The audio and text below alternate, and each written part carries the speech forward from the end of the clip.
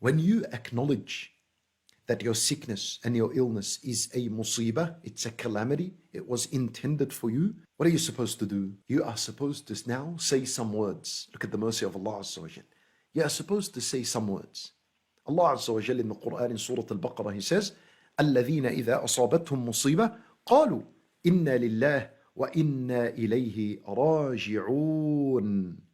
Whenever people are affected or affected with a calamity,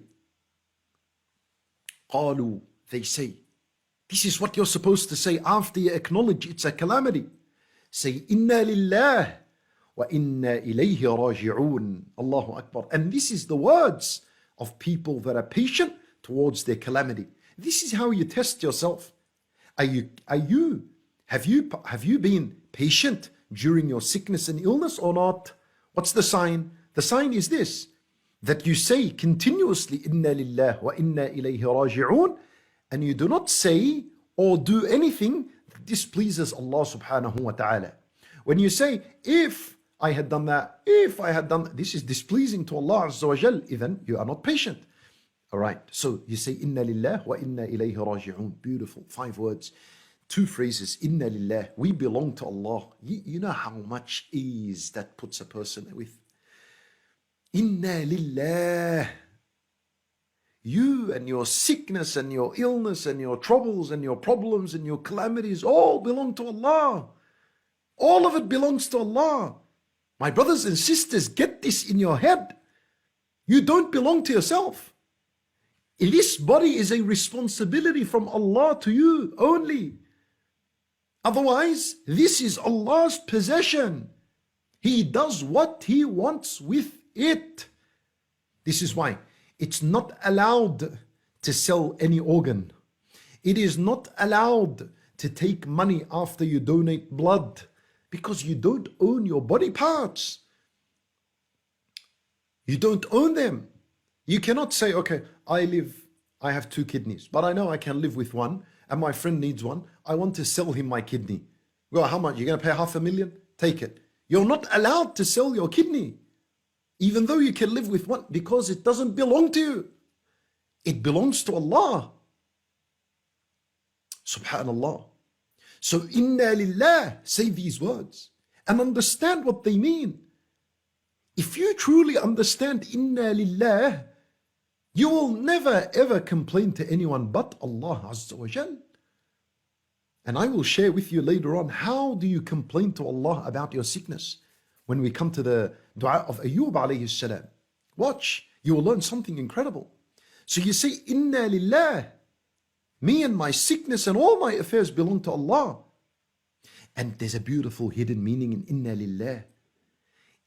It is, the hidden meaning is that you are acknowledging that you are a slave of Allah.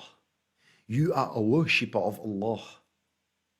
Within Inna lillah is the meaning of servitude to Allah.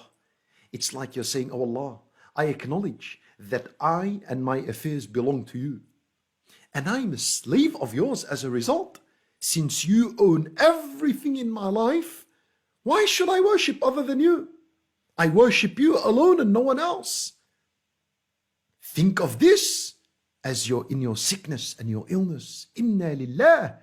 And then increase your worship. And then listen to how beautiful this is. Oh, Allahu Akbar. Wallahi, these words only add to our comfort and our relaxation and tranquility and peace. Then we say, وَإِنَّا إِلَيْهِ رَاجِعُونَ. Allahu Akbar. Wallahi, I do not know anyone that reads these words, وَإِنَّا إِلَيْهِ رَاجِعُونَ, correctly. I do not know anyone who reads them honestly, knowing their meaning, and then he's afraid of his sickness and illness and he's excessively stressed about it. Let me explain to you why.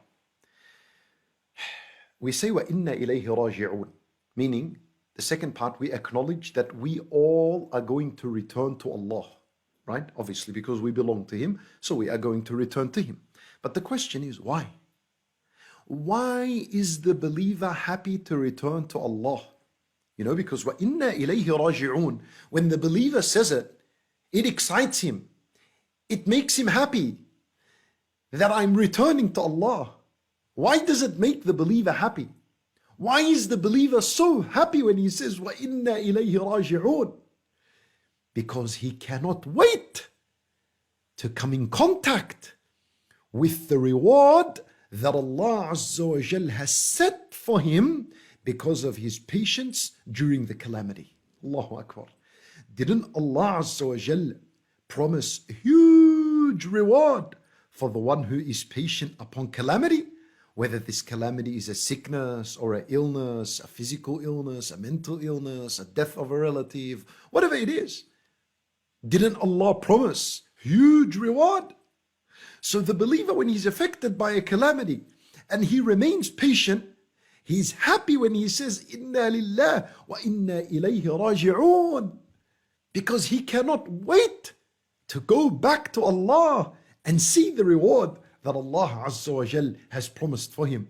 Where is it? I want to see my reward. I want to see my house in the paradise. I want to see my land in the paradise.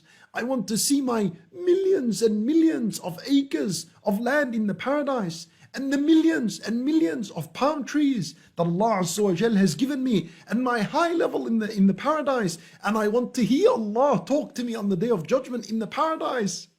And I want to see him. This is all reward of the calamity if you are to remain patient.